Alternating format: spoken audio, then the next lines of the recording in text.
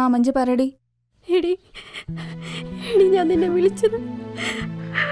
എന്താ പ്രശ്നം? നീ കരയേണ്ട കാര്യം പറ. എൻ്റെ അനിയത്തി കാവ്യക്കൊരു അബദ്ധം പറ്റി. എന്തബദ്ധം? അവളൊരു ചെറുപ്പക്കാരനായിട്ട് ഇഷ്ടത്തിലായിരുന്നു. കുറച്ച് നാളായി. അതിനിടയ്ക്ക് അവൻ അവളെ കറങ്ങാനൊക്കെ ആയിട്ട് വിളിച്ചിട്ടുണ്ടായിരുന്നു. പക്ഷെ അവൾ അതിനൊന്നും പോയില്ല. ഈ കഴിഞ്ഞ ദിവസം കാവ്യ അവളുടെ കുറച്ച് ഫോട്ടോസും വീഡിയോസൊക്കെ അവൻ അയച്ചു കൊടുത്തിട്ടുണ്ടായിരുന്നു. അവനാണെങ്കിൽ അതിപ്പോ ഏതോ ഫോൺ ആർട്ടിസ്റ്റിന്റെ വീഡിയോ ഇട്ട് മോർഫ് ചെയ്താക്കും അത്ര. അവൾ അവന് വഴങ്ങണം പോലും. അല്ലാത്ത പക്ഷം അവനത് സോഷ്യൽ മീഡിയയിലിട്ട് പ്രചരിപ്പിക്കുന്ന പറയണേ. മോളെ ആരുമില്ല മോളെ, എന്താ ചെയ്യേണ്ടതെന്ന് ഞങ്ങൾക്ക് രക്തം പിടിയും കിട്ടുന്നില്ല. കുറച്ച് വിഷമയ കൊണ്ട് ചത്താലോന്ന് ആലോചിക്കുക. അമ്മ ഇത് എന്തൊക്കെ പറയണേ?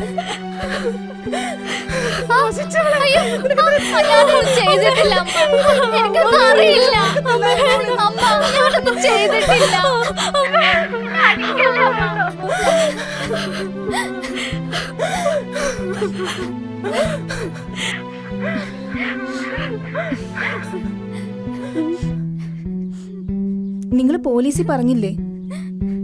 പറഞ്ഞൂടി, പക്ഷേ നിങ്ങൾ വീഡിയോ അയച്ചു കൊടുത്തിട്ടല്ലോ എന്ന് പറഞ്ഞോണ്ട് അവര് ഞങ്ങളോട് ചൂടാവരുത് ചെയ്തത്. പരാതിയൊക്കെ എഴുതി കൊടുത്തിട്ടുണ്ട്. അവര് നോക്കാന്നൊക്കെ പറഞ്ഞത്. ഞാനിപ്പോ എന്താടി ചെയ്യേണ്ടത്? എനിക്കറിയില്ല. നീ അല്ലാതെ വേറെ ആരുമില്ല ഞങ്ങൾക്ക് വിളിക്കുന്നത്. നീ ആ ഫോൺ കാവ്യക്ക് കൊടുത്തേ. കാവ്യ,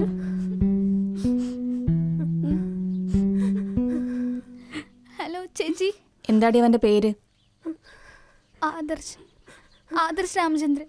നീ അവന്റെ ഇൻസ്റ്റ ഐഡി എനിക്ക് വാട്സപ്പ് ചെയ്യും. ശരി ചേച്ചി.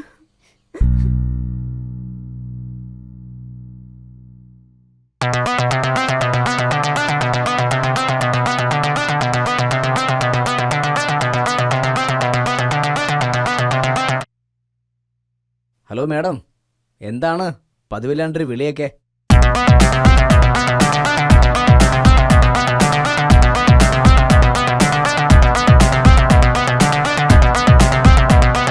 മാഡം, അതൊക്കെ വലിയ പ്രശ്നമാവില്ലേ? അതൊന്നും ഒരു കുഴപ്പമില്ല. ഞാൻ പറയുന്ന പോലെ അങ്ങ് ചെയ്താൽ മതി. Okay madam.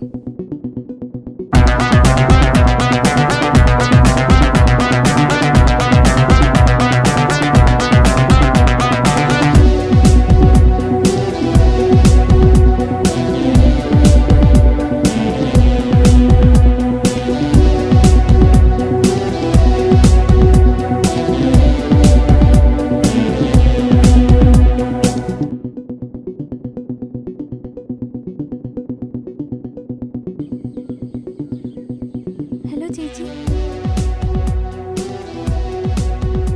അയ്യോ ചേച്ചി, അതൊക്കെ എനിക്ക് പേടിയാണ്.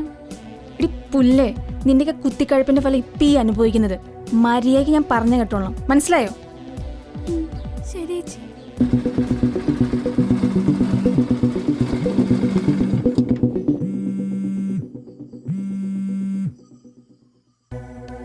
എന്താടി, അപ്പൊ എങ്ങനെയാ, വരുമല്ലേ?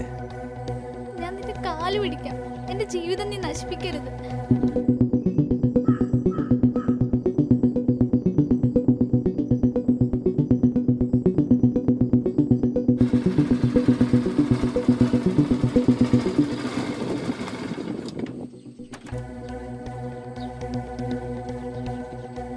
എടാ നോയേ, നീ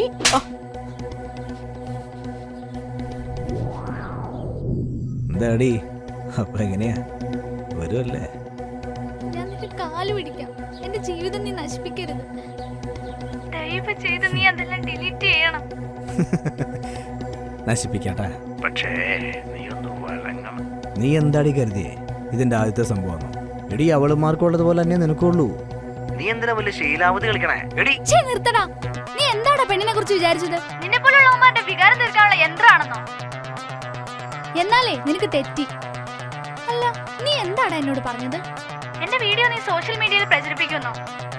എന്നാലേ നീ ഒരു കാര്യം ഓർത്തോ, എന്നെ പോലെ പാവപ്പെട്ട പെൺകുട്ടികളുടെ ഫോട്ടോസും വീഡിയോസും മാത്രമല്ല പ്രചരിപ്പിക്കാൻ പറ്റുള്ളൂ, ഇതുപോലെ പലരുടെയും പ്രചരിപ്പിക്കാൻ പറ്റും.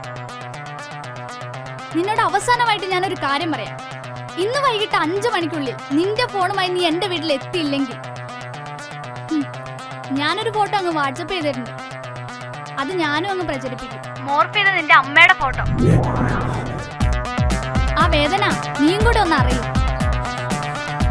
ഹലോ ഹലോ ഹലോ, എന്നോട് ക്ഷമിക്കണം, ഇനി മേലെ ഞാൻ ആവർത്തിക്കില്ല. എടാ, നിന്റെ അമ്മയ്ക്കുള്ളത് എനിക്കും ഇവർക്കും ഇവിടെയുള്ള എല്ലാ പെണ്ണുങ്ങൾക്കും ഉള്ളതും. ഇടയ്ക്കൊക്കെ നീ അത് ഓർക്കുന്നത് നല്ലതാണ്.